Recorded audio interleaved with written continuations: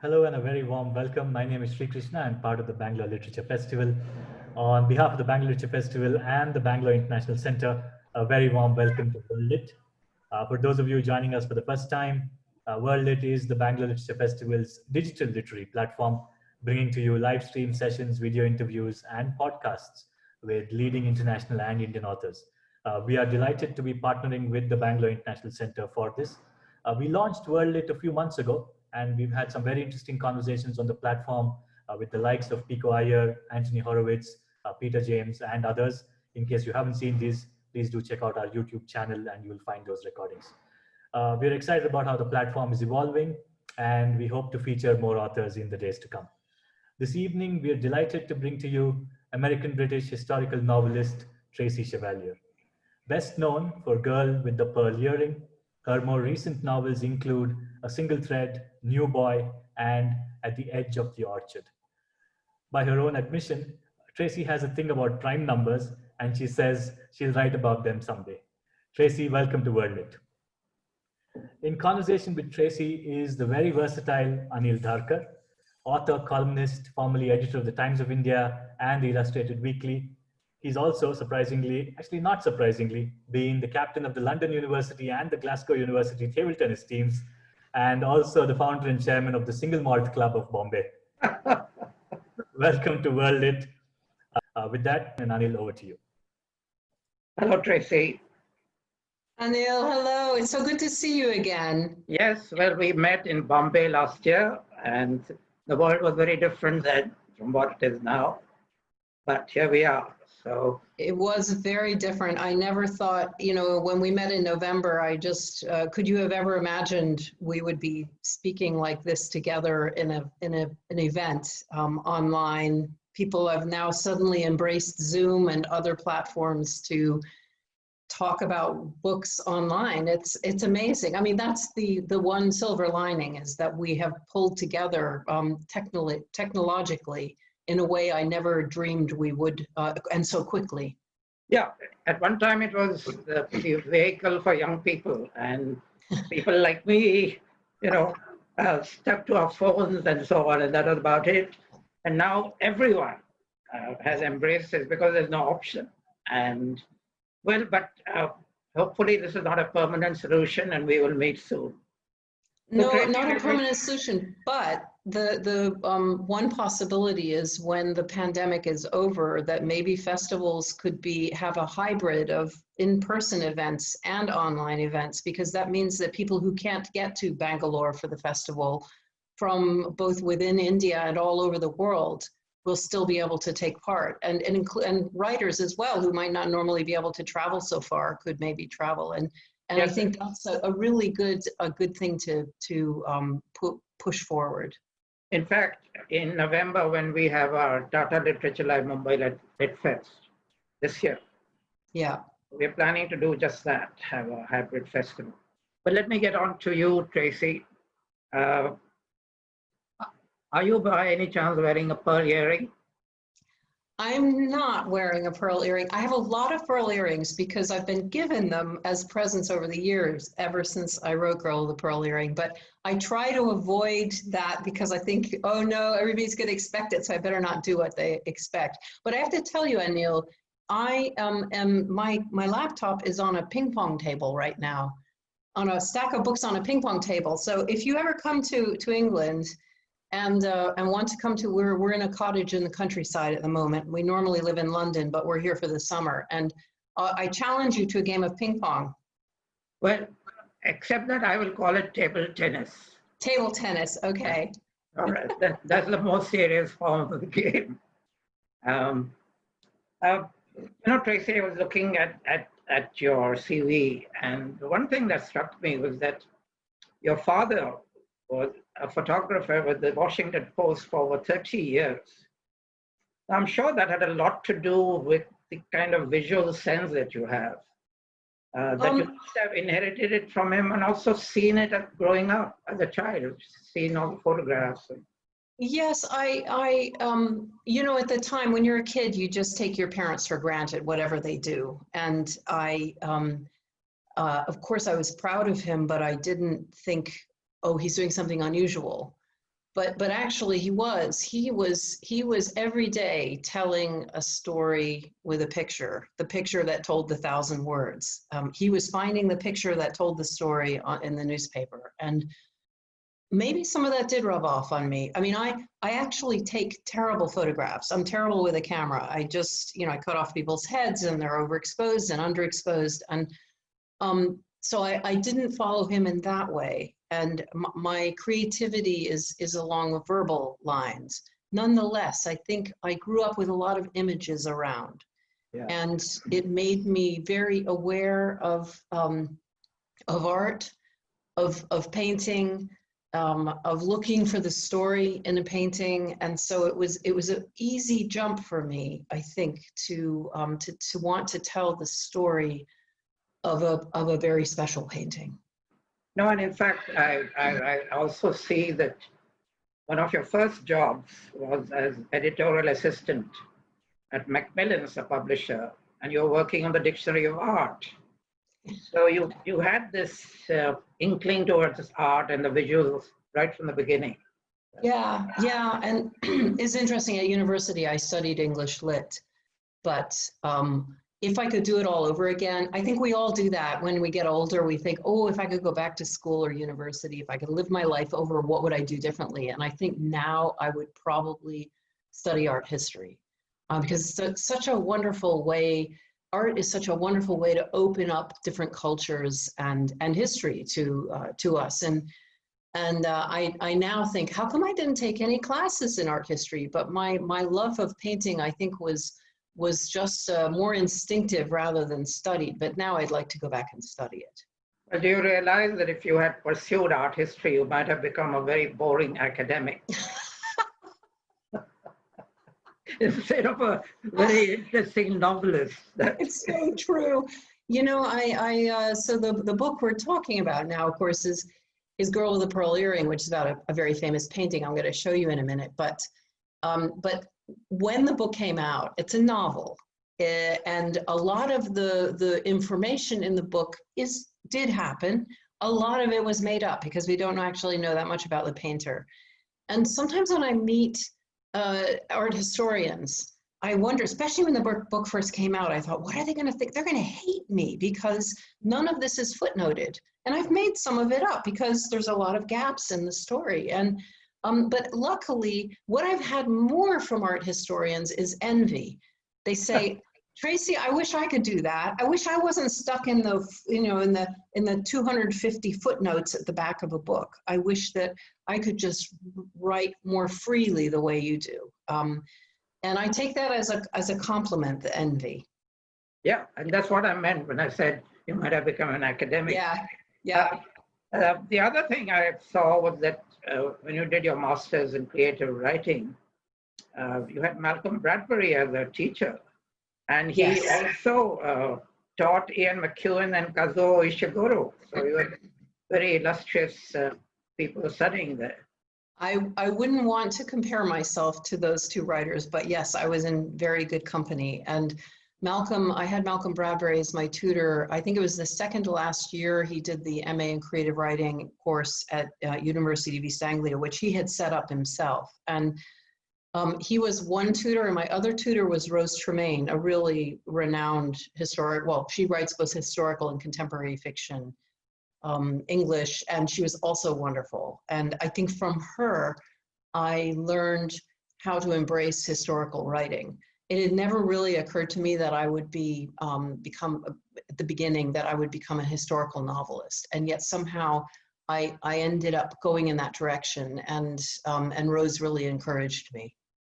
Yeah, and your inspiration for this particular book was a poster of the Vermeer painting, which you had since you were 19. What happened? Yes, and apparently for 16 years it traveled with you, that poster. Is that right? Yeah, I'm going to show you the image now because this isn't the poster. It's very famous, of course. I was 19 and I was visiting my sister in Boston. I never had heard of Johannes Vermeer, the painter of this painting, but I walked into my sister's apartment and she had a poster of this painting on her wall. And I went over to it and stared at it and just fell in love. And the next day I went out and bought a poster for myself. And I've had it hanging everywhere I've lived since. And now the poster is faded, it's a little bit ripped. It still hangs in my study. And, but I think at the time, what just drew me in was the look on, the beautiful light on her face, and the sculptedness of her face, of her features, the blue and the yellow, they're so exquisite together. And the turning of her head and the look on her face that I couldn't ever really interpret. And so I had this poster for many, many years hanging in wherever I lived. And one day, I think it was 1997, I was lying in bed. I had just woken up and I was looking at her.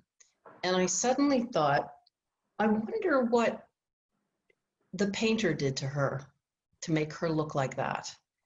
And it was the first time that I had ever thought about the look she's giving, what I thought of look she's giving us. She's not giving it to us because we were not in the room at the time. Yeah. Vermeer was in the room with her for months painting this. So she's looking at him like that. And this look of kind of innocence and experience, is she happy? Is she sad? Sometimes I think she's happy and sometimes I think she's sad. And a lot of times it reflects my own mood. But I just wondered what made her look like that at him. And I thought, this is a portrait of a relationship. It's not a portrait of a girl. It's actually about that look. So who is this girl? I went and looked at my books. By that time, I knew all about Vermeer because I had fallen in love with the poster. So I started looking at other Vermeer paintings. There are only 36 in the world, so I had to track them down. And I looked in this exhibition catalog from The Hague from 1996, where I had finally seen the painting in the flesh the year before. And I discovered they didn't know who she was. They know very little about Vermeer himself. He lived in the 17th century. He lived in Delft. He married a Catholic woman, had 11 children. They lived in the mother-in-law's house, and he painted 36 paintings. And he died very suddenly of a stroke or a heart attack in debt when he was 43. And that's all we know, really. Yeah. And but we have the paintings. And so when I found out they didn't know who she was, I thought, I can make it up. Fantastic. So I made up the story. But nothing is known about the girl at all? I'm sorry, nothing is known. There are theories that this is his eldest daughter, Merke, who would have been 12 at the time. And I have to say, when I look at it, I don't think that this is her, because she looks this one looks a little older than 12. And even more importantly, this girl's mouth is open, which was very suggestive in Dutch painting at the time.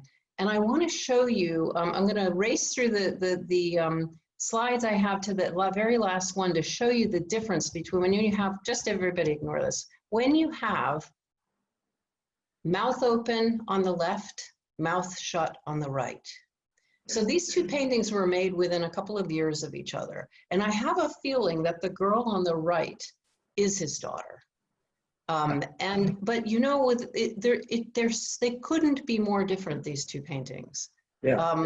In the tone of them, in the way, I mean, there's a similarity in the modeling of the face and the light that's shining on her. But the girl on the right is, I find, much more boring, because there's no mystery there. And part of it is that her mouth is shut, and part of it is that the tilt of the face, she's turned more towards us so we can see all of her face and the shape of her face.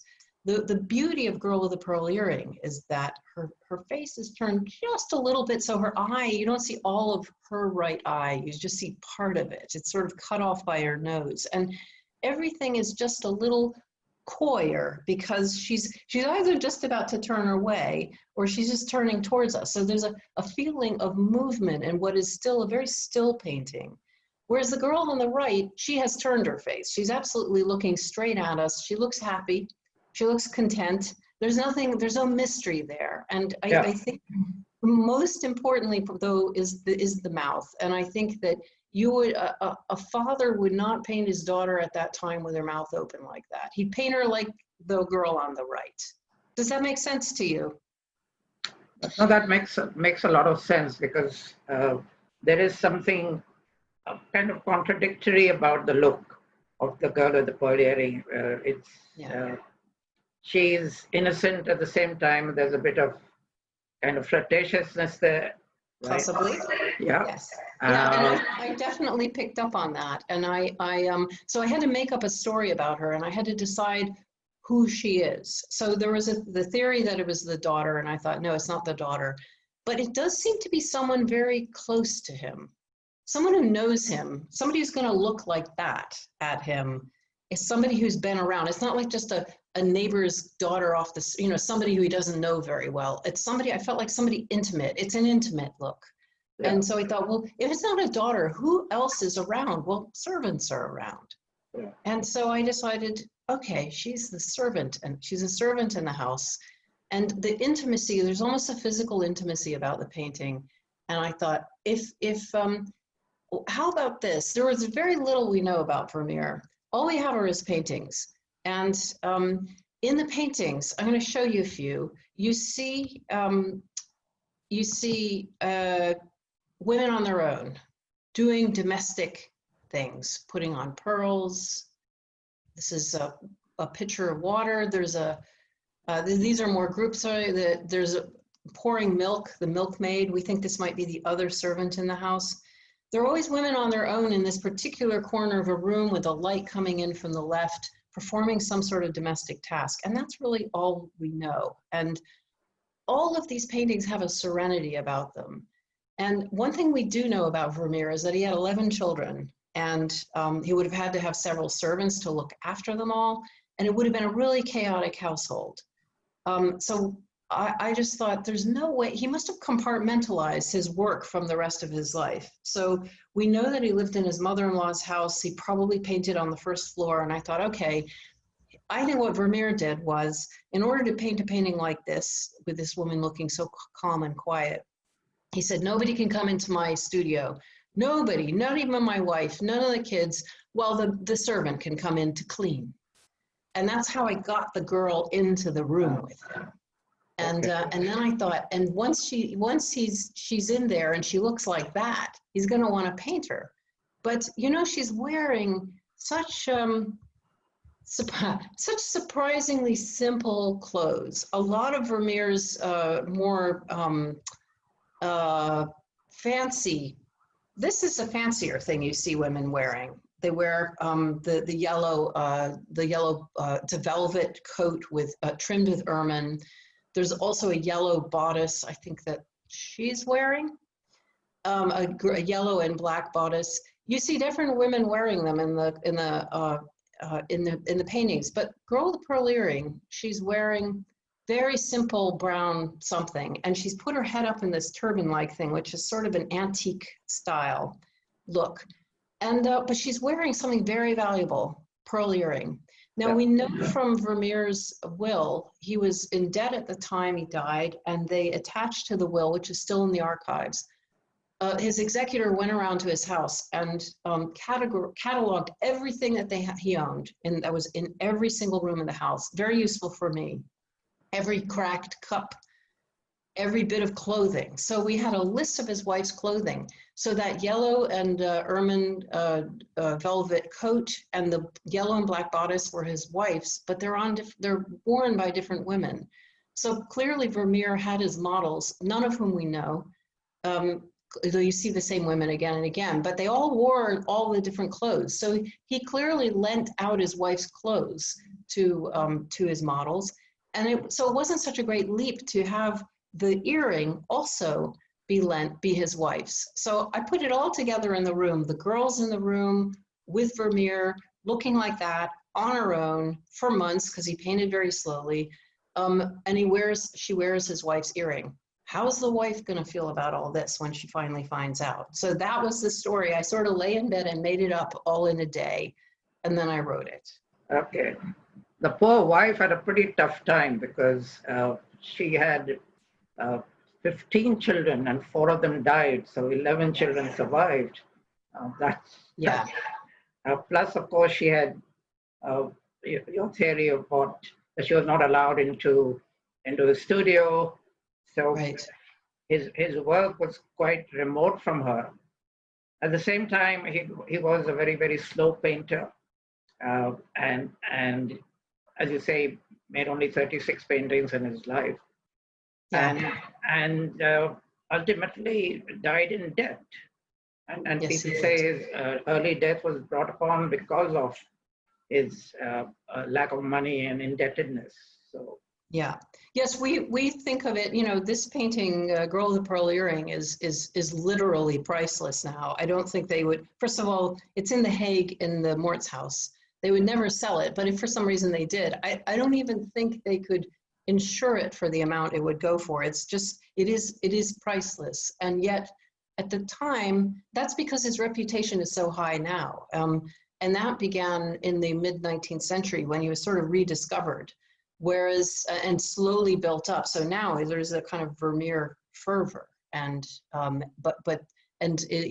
painting of his last about 10 years ago, they reattributed a painting of his, not such a nice painting, but it went for about 30 million pounds. So they're really worth quite a lot. And whereas at the time he wasn't that well known, he was always in debt. He had a big family. There was a war going on. He was an art dealer as well, and the bottom fell out of the market of that. And so he died of what they called stress-related illness. His wife described it as he went from being well to being dead in the space of 2 days. So they think that the way she described it was probably a stroke or heart attack brought on by the stress of being in debt. right. Incidentally, I also read that you have contributed to Vermeer's recent popularity because in 1996 in the National Gallery in Washington, there was an exhibition of Vermeer which drew a certain number of people. And after your book came out, 2001, in New York, they had an exhibition. And twice the number of people came. And in fact, the curator said this has to do with the book.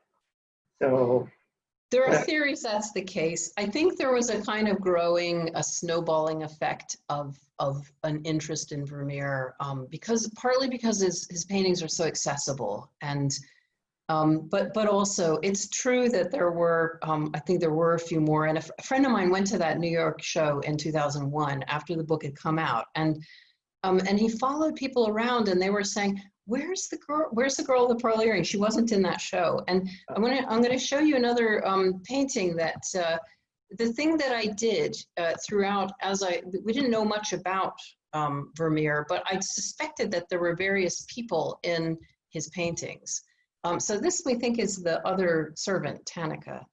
And somebody, my friend was going around the exhibition and said, oh, there's the girl in the red dress. And that must be Van Ryven sort of seducing her there, getting her drunk and having his evil way with her. And the way they talked about these characters, these people in the painting, was as if they really existed. And I think that did drive a couple of Vermeer experts crazy, that I would speculate about this, and yet we don't really know. We don't really know. So, but I guess I take it as a compliment that was what people felt so strongly about the book, that they'd say, there's the girl in the red dress. Yes, she really existed.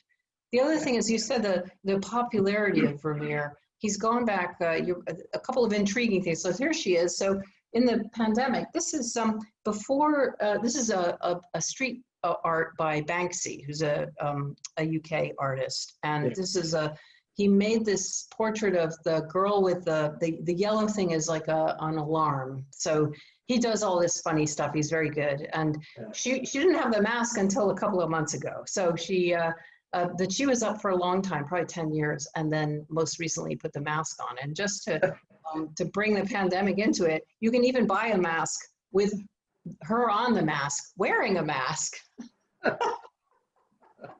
So have you got one of those? Pardon? Have you got one of these masks? I have not. I'm afraid I wouldn't do that. I wouldn't wear her in that way. It just cheapens it just a little bit. But it is funny. I mean, and you do see her everywhere. You see her online. You see people dressed up as her for Halloween. And, you know, she has, I guess I can take some credit, if that's what I should take, for popularizing her even more than she already is. Well, someone was saying to me that this particular portrait is almost as well known as the Mona Lisa.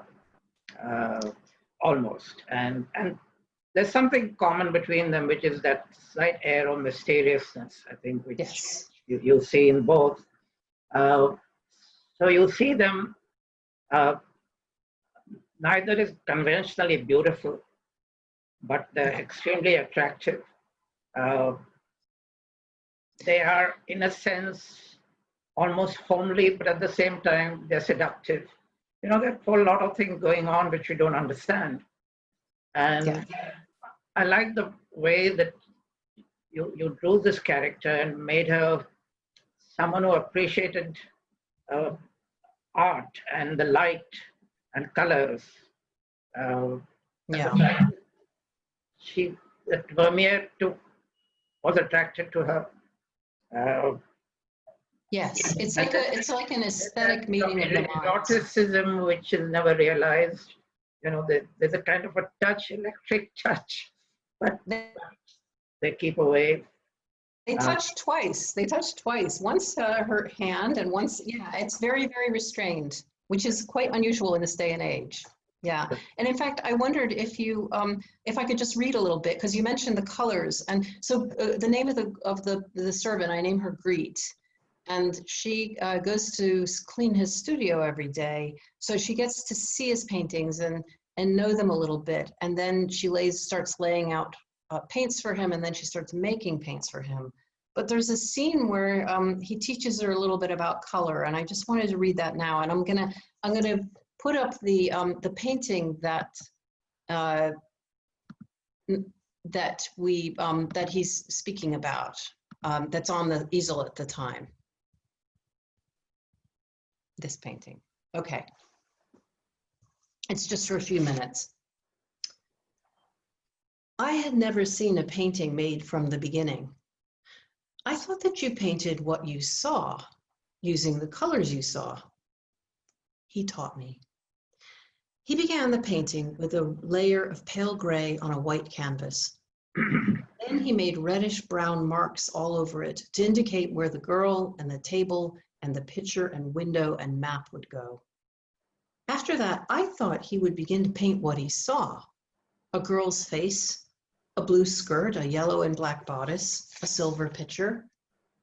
Instead, he painted patches of color. Black, where her skirt would be, ochre for the bodice, red for the pitcher. They were the wrong colors. None was the color of the thing itself. I reluctantly set out the colors he asked for each morning. One day I put out a blue as well. No ultramarine, Greet, he said. Only the colors I asked for. Why did you set it out when I did not ask for it? I'm sorry, sir, it's just, she is wearing a blue skirt. I thought you would want it rather than leave it black. When I am ready, I will ask for the blue. I nodded and turned back to polishing the furniture. I did not want him to be angry with me. He opened the window, filling the room with cold air. Come here, Greet. Look out the window. I looked out. It was a breezy day, with clouds disappearing behind the church tower. What color are those clouds? Why, white, sir. Are they? I glanced at them. And gray? Perhaps it will snow. Come, Greet, you can do better than that. Think of your vegetables. My vegetables, sir? Think of your turnips and your onions. Are they the same white? No, the turnip has green in it, the onion yellow. Exactly. Now, what colors do you see in the clouds? There is some blue in them, I said, and yellow as well, and there's some green. I had been looking at clouds all my life, but I felt as if I saw them for the first time at that moment. He smiled. You'll find there is little pure white in clouds, yet people say they are white. Now do you understand why I do not need that blue yet? Yes, sir. When at last he began to add colors on top of the false colors, I saw exactly what he meant. He painted a light blue over the girl's skirt, and it became a blue through which bits of black could be seen. To the wall areas, he added yellow ochre, through which some of the gray showed. It became a bright but not a white wall. When the light shone on the wall, I discovered it was not white, but many colors. So that's what attracts him to her. Lovely. I read something very interesting about pearls and about the year. It says the personification of vanity is taking a pearl necklace out of a jewelry box. It's supposed to be the personification of vanity. Who wrote that? Well, it's a general statement of that time, apparently. And then there was a mystic called Saint Francis de Sales, S-A-L-E-S, or Sales, 16th, 17th century. So in 1608, he wrote a book called Introduction to the Devout Life. Mm-hmm. And he quotes Pliny, saying Isaac sent earrings to chaste Rebecca as the first token of love. Okay. Lovely. And from that, Francis says that earrings have a spiritual meaning, namely that the first part of the body that a man wants and which a woman must loyally protect is the ear. No word or sound should enter it other than the sweet sound of chaste words, which are the oriental pearls of the gospel. So you see the contradiction again. You know, you're talking of pearls being vanity, at the same time the ear being pure, because when love happens or sex is going to happen, you first hear about it. So before you even see something. Right, right. So the ear is the first.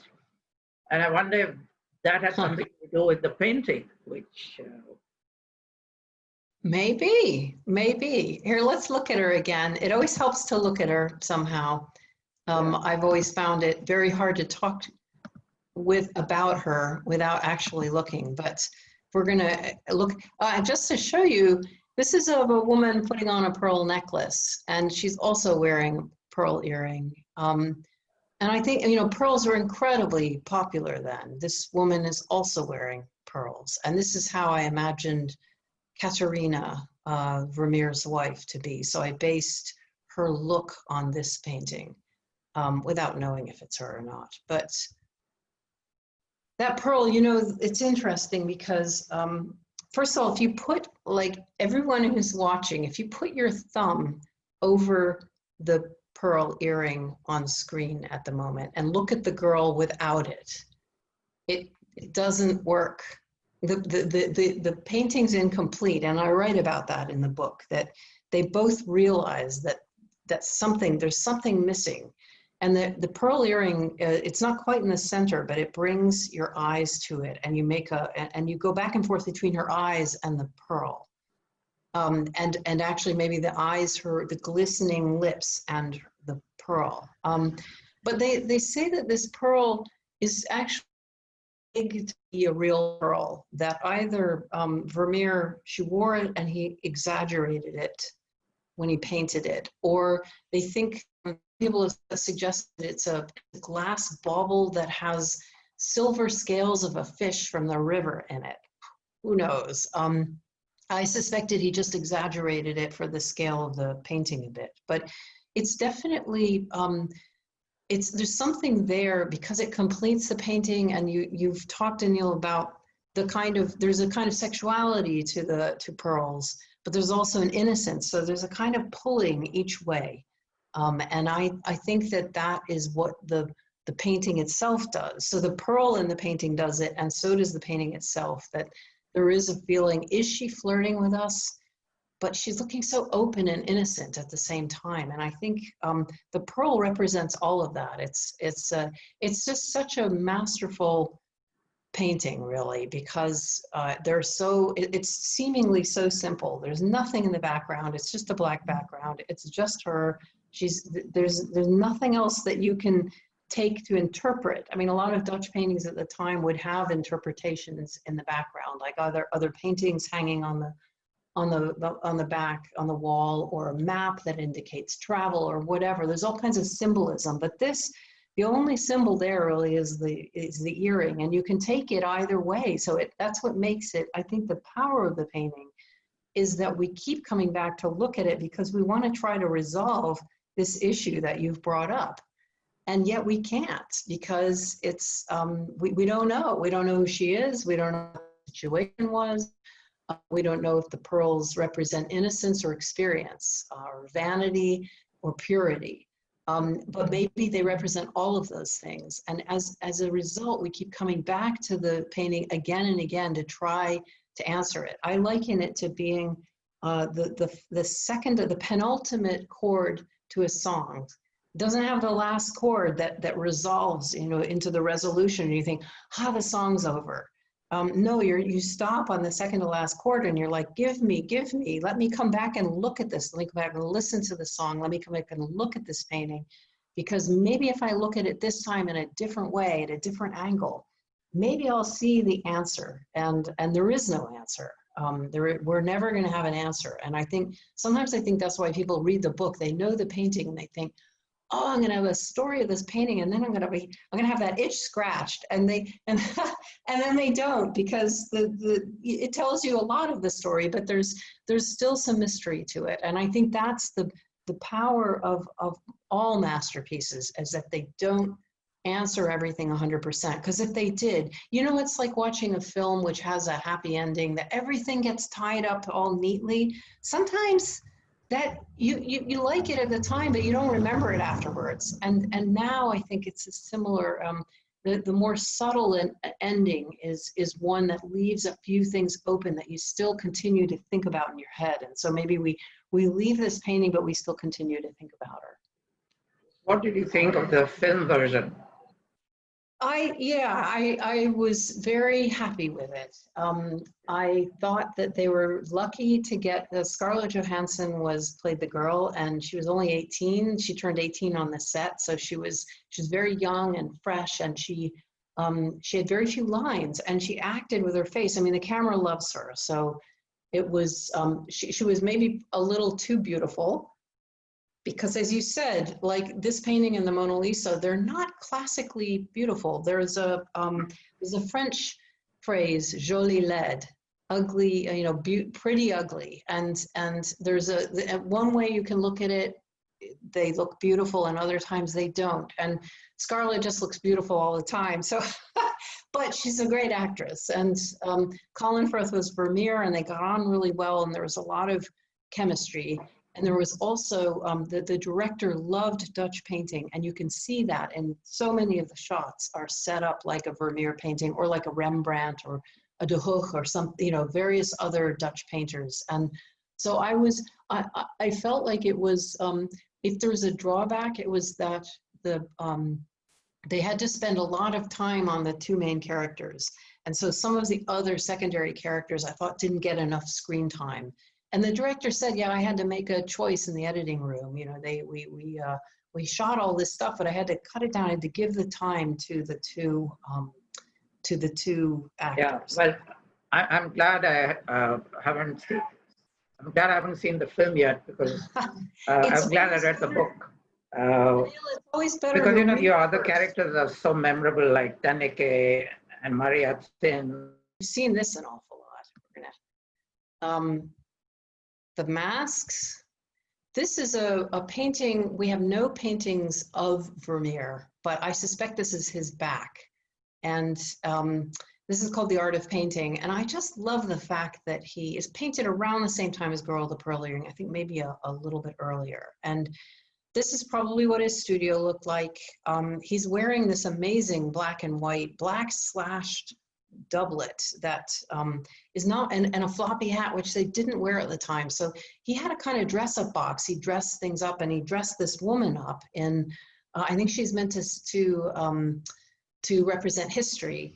And what I love about it, first of all, he's got his back to us. It's like, I don't want you to see what I look like. I am focused on the painting. So it's not about me, it's about the look. But also he's wearing, if you look closely, he's wearing orange stockings, which I think is hilarious. So that's one of my favorite of his paintings, and that's in Vienna. I had a little pilgrimage to see them all in various places. Now, if you go to The Hague, and I urge you to go to the Moritz house and see Girl with the Pearl Earring in the flesh, because there's nothing like being in the room with a painting on its own.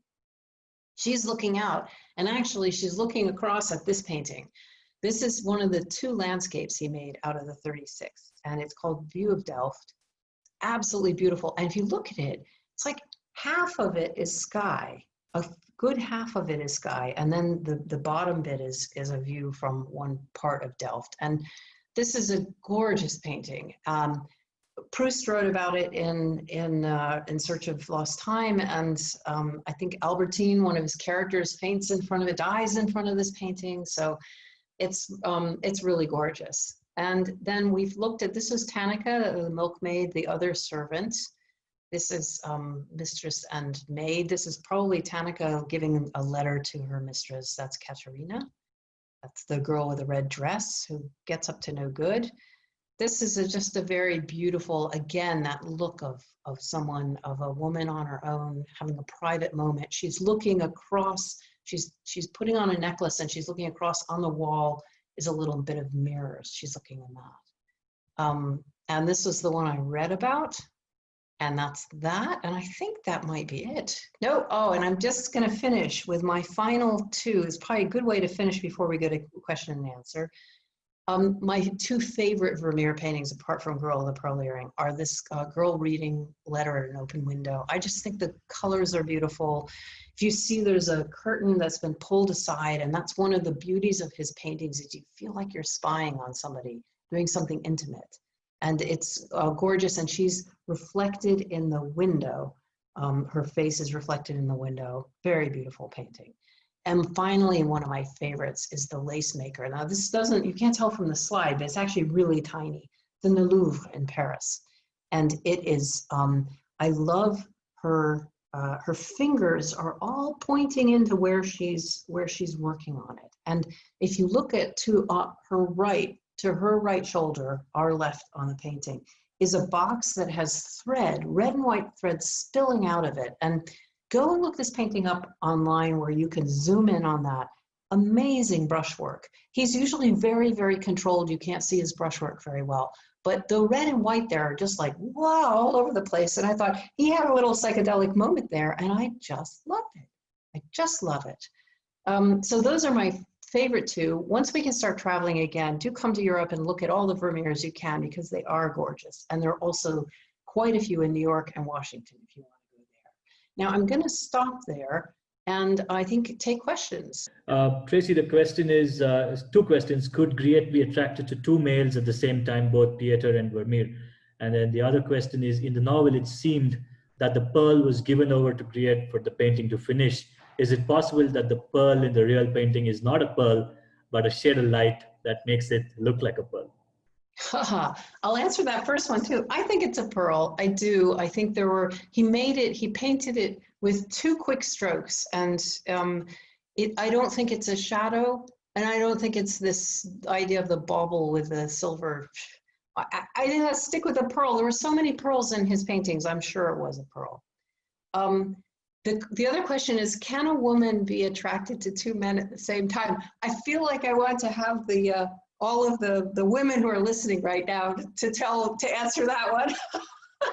But yes, and I think that her attraction to Peter the Butcher and her attraction to Vermeer are very different. There is a physical element to both, but there's a skew each way. With Vermeer, it's definitely more a meeting of minds. And there's something very sexy about talking about something together, looking at something together, looking at colors and talking about light. And that's not something she would ever do with Peter, but he's a butcher. It's about meat. It's about survival. And there's something very sexy about that. So I think it's very possible for the two for her to be attracted to both. Good question, though. Tracy, I'm a big fan of yours. I've read, long time ago, I read The Girl with the Pearl Earring, and I also read your Remarkable Creatures, which I loved. I loved all the, the historical background and all the research work that you do.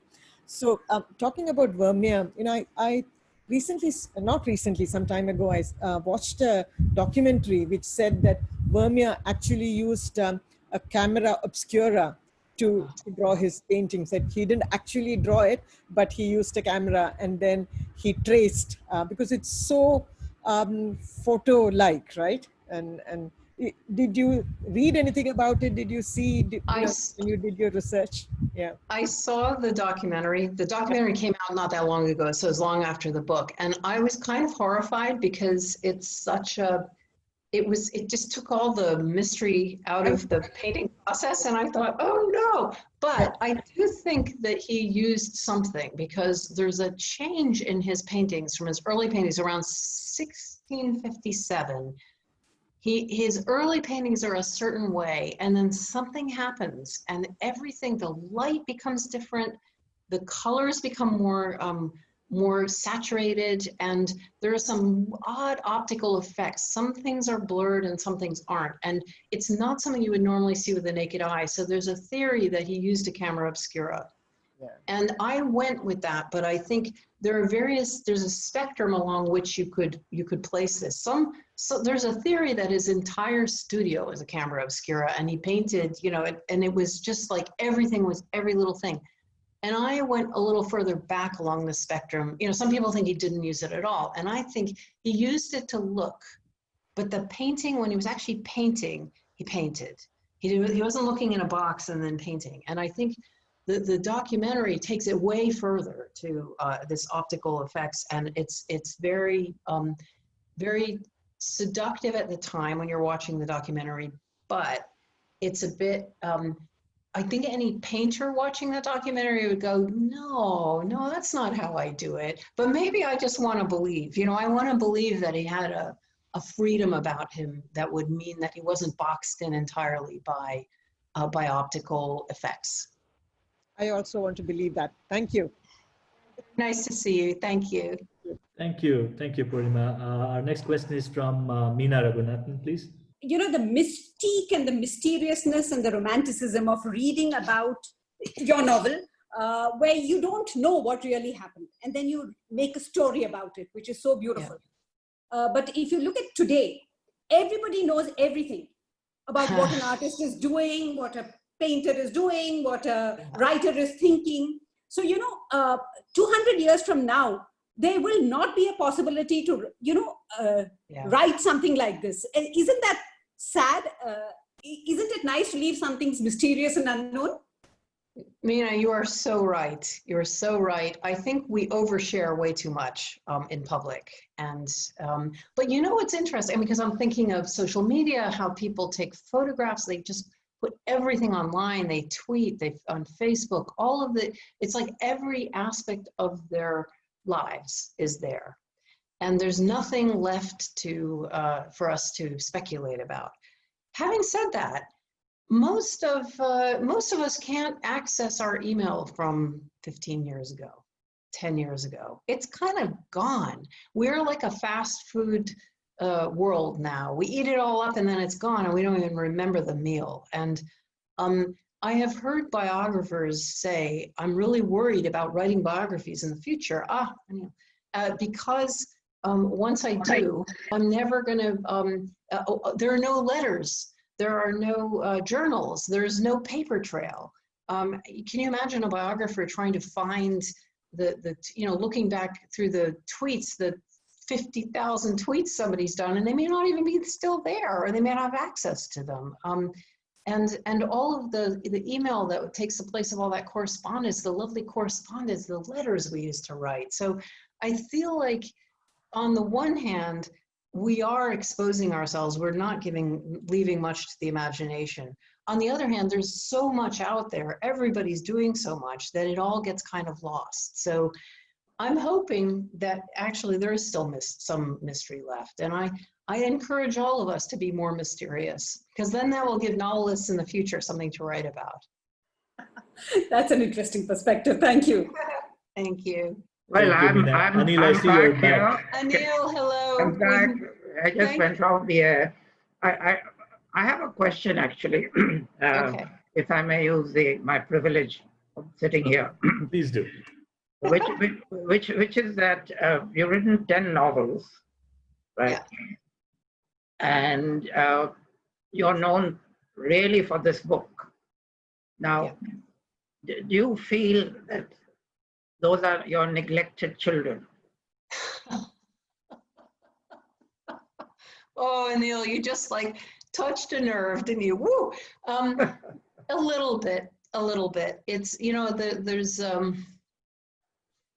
part of me is delighted that people love the book so much. And as you can see, it was published 20 years ago, and I'm still talking about the book. So I'm still talking about Vermeer. I still look at the painting all the time. I still speculate. So luckily, it's a book that and a subject I'm very happy to talk about. Mm-hmm. But it does mean the other ones do get neglected a bit. And I sometimes think, what did I do in that book that is different from my other books that I haven't been able to replicate since, or not entirely successfully? And I think, well, part of it is the painting. I haven't written about things like that painting that has so much mystery. But I think it's also that I did, you know, maybe unknowingly, and it felt a bit like luck, and maybe I don't know, instinctively did it. The best books are the books that tell us the story they tell, and the way they tell them are intertwined. So you can't imagine the story being told in any other way. And the way they're told, the style adds something to them, makes them more than just the story. And with this book, I wrote it very quickly, researched and wrote it quickly, because I discovered I was pregnant on the day that I started research. And I thought, I've got to get this book done before the baby comes, because who knows what my life will be like after that. You wrote it in 8 months. You wrote it in 8 months. I did. Everything else has taken years, but that one I went through, and I thought, okay, it's going to be simple, it's going to be short, it's going to be from one point of view, and I'm going to write it the way Vermeer painted his paintings, which is you can't see the brush strokes, very simple, focused, one corner of a room, light and shade, and color. And those things steered me the whole time. All of that pulled together the story, the way the story was told. And I think that was unusual. And I've been looking ever since for the style and the story to come together in the way that they did in this kind of magical pull. And I think that I've learned to accept that this is probably the book that I'm going to be known for always. It's the book I'll be talking about the most. And I'll quietly pay attention to my other novels so they don't feel like neglected children. But but I think I have to, you know, I just have to accept it gracefully. But you know, you're in good company when you think of Orson Welles and Citizen Kane, right? He made a whole lot of other good films, but people know him for that.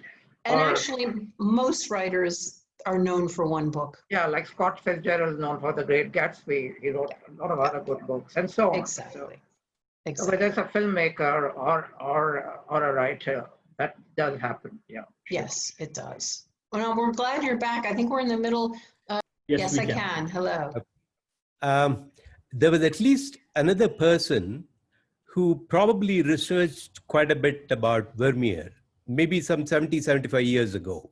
I'm talking about Han van Meegeren, the famous forger.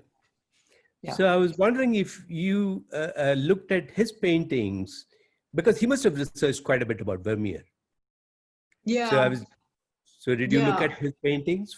I did look at his paintings, but it was very, hard to appreciate, if that's the right word, his paintings when when I already had the knowledge that he was a forger. So it would be very interesting to go to them, show those paintings to somebody who doesn't know the story that he forged these paintings and sold them to Nazis, among other people, and did very well out of it until he was caught. But I think because I know all that, I couldn't dissociate my feelings of disgust for what he was doing with my feeling about my response to the paintings themselves. So actually looking at them didn't help me that much. Although in one way you could say he took what he saw as the essence of Vermeer and replicated that. And so it was a lesson in light and color and shadow, which I kind of already knew, but I suppose that in that way it sort of confirmed it. Yep. Great, thank you. Thank you. If you have a question from Usha, Usha, if you could unmute yourself and ask your question, please.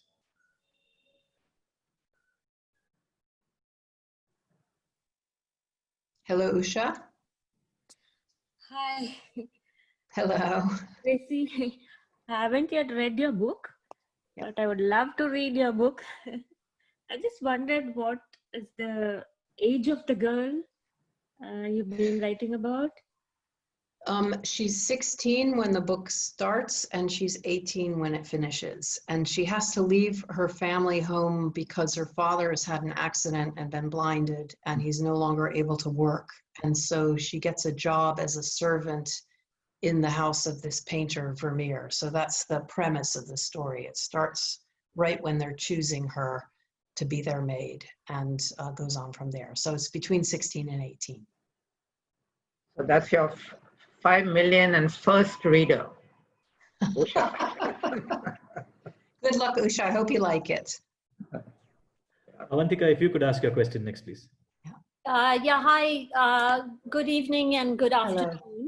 Thanks, Thank you. Anil, for inviting me. Loved your book, and seeing the movie in some ways kind of took away the mystery in some sense, because you know what was coming. But here's my question. The fact that Vermeer painted these women who held menial jobs, most of them, right? So you had the milkmaid, and you had the woman, Greed. And why would you think that he would paint these women in isolation, sort of elevating their status, when perchance in that time, and my historical reference may be off, but I would assume that menial workers were not given any kind of recognition. They sort of were, you know, invisible in a household. So why do you think that he would particularly choose them as subjects? Very good question. I think it was more the aesthetic of the time than Vermeer specifically. Dutch painting at that time in the 17th century, it arose when there was a burgeoning middle class, and they had just come through a war with Spain. So Holland was a Protestant nation, and before that, most of the paintings had been of religious subjects. And when they moved primarily to a Protestant nation, although Vermeer himself married a Catholic woman, the paintings that the middle classes wanted to buy, they wanted themselves to be reflected in it. They didn't want religious subjects. They wanted to see women sewing. They wanted to see marketplaces. They wanted to see men smoking and gentlemen wearing hats, and women tending to babies, and big scenes of people all eating and dogs running around. And all of the subjects were a mix of the middle classes and the servants all together. With the way it was set up in the household, the servants often ate with their employers. So it wasn't quite as hierarchical as you know, you have women all in lovely dresses and then servants. Like if you're painting both, you could elevate them to the same level. And I think that's one of the charms of Vermeer's paintings, are that a maid pouring milk is as beautiful and delicately and intimately painted as a woman putting on a necklace, that they're elevated to the same level. And I think underneath it all, I think was Vermeer's respect of women and love of them, and deciding to make these domestic activities elevate, to give them the attention that he did, elevated them, whether they were a maid or a gentlewoman. Thank you. And for me, that's so interesting, because it almost is like a spotlight on what's happening right now, isn't it?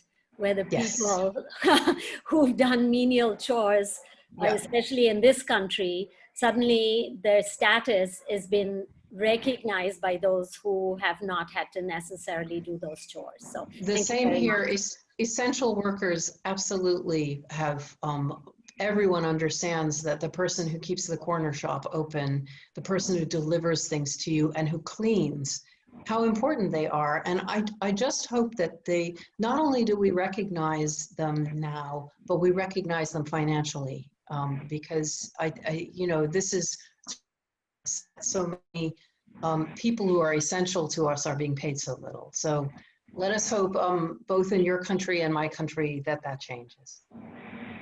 Excellent. We've got time just for the last two questions. So we'll take one from Nagaraj. Go ahead if you can ask your question, please. Hi, Tracy. Hi. Thanks so much for doing this. And I've enjoyed your book when I read it. And it's wonderful to kind of revisit it because of getting to hear you speak today. I was curious about the fact that this worked as a book and also as a film, and the kind of mystique that Vermeer brings to the table that allowed for the book to really be as interesting as it is, and how much that contributed to why the book works. And I was also curious if there is another personality that you had to choose to write about. Is there somebody else that you would have thought would carry the same level of mystique to create a story around that would work the way this one did? Thank you again. Oh, sure. I'm not sure what your first question was, but your second question I understood for sure, which is there anyone else? And I have written about I wrote about William Blake in a novel, the poet and painter William Blake. And I have to say, I would love to write about Rembrandt, but he was the same period, and he had an incredibly soap operatic life. His wife dying, his son dying, he marries his servant, and he was painted the most well-known people, the richest people, but he also was very poor at times. And so there's a lot of possibilities there, but I think there are almost too much possibility. First of all, I don't want to do another Dutch painter, because I think that would be a mistake to repeat. But I'm sure, I think also we know a lot about Rembrandt, and I'm always looking for the people who we don't know so much about. So a while back, I wrote a novel called Remarkable Creatures about a fossil hunter named Mary Anning in 19th century England. And we know very little about her, enough to write to know what the outline of her life is, but there's a lot about her we don't know. And it's those mysteries I'm always looking for. So I think your first question is about personality, and the kinds of people I'm attracted to, appeal to me, are the ones who are the most mysterious, who don't let it all hang out, or if they live today, wouldn't necessarily be posting everything on social media. So, it's the mystery that I'm attracted to. Thank you. Thank you. You're welcome. Just the last question from Bhupinder, if you could unmute yourself and ask your question, and we'll wrap up right after. Thanks, Tracy. I've read your books. I've loved them. Thank you. I'm trying to write myself a historical fiction. So the question is, when as a writer you take up a subject matter and then you know that you don't know much about it, and you create a story, you create a completely fabricated thing about it, do you feel an ethical dilemma, like after 200 or 300 years when the readers will be reading it, they'll be thinking that this is the most nearness to the actual things that have happened there. So does that prevent you from making up stories about something which has a historical importance? It's a really good question. It's a moral question, and I do feel that I have to be very careful with, particularly with people who lived not so long ago. So my most recent novel, A Single Thread, is set in Winchester Cathedral, and there is a real person in it, though she's not the main character. Originally, she was going to be, and she lived in the 1930s. And I thought, you know, she didn't have children, but she could have nieces and nephews, great nieces and nephews who are still alive, and how would they feel about having their family written about in that way? And so I decided not to put her center stage, but off to the left, and where she has a lovely role. And funny enough, after the book came out, a woman wrote to me and said, "I'm her great niece," and I said, "You are the reason I didn't make her the heroine, but I could do." And so the further back I get, like by the time you get back to Vermeer 400 years ago, 300 years, 50 years ago, there is a feeling like it is possible to write about him because nobody has any claim on him now. But having said that, I always try to, if facts are known, I try to use them. I don't break the truth. But there's as I said to the previous questioner, I try to find subjects where there are a lot of gaps that could be filled in, but I try to fill it in with common sense, not craziness. And I try to be respectful to the subject. So I hope that all the art historians out there are happy with the Vermeer I've created, because I'm really careful to present what he does in a light that is truthful as much as I can. So that's what motivates me, and that's what, when you're writing historical fiction, you have to be careful about. Great. I think that's about time we have for this conversation. Tracy, Anil, thank you so very much. I think all of us in the audience have really enjoyed this conversation. We hope to do this again in Bangalore, hopefully in not too long, once things change. But until then, thank you so very much. It's been a pleasure. Thank you. It was a real pleasure. And thank you so much, Anil. It was great to see you again. And I hope to get to Bangalore in person one day. And we look forward to that likewise. And Tracy, Yes. get to Bombay as well. So yes, I will. I will. Okay. Thank you, Anil. Thank you, Thanks so much. everybody, for Thank you. coming.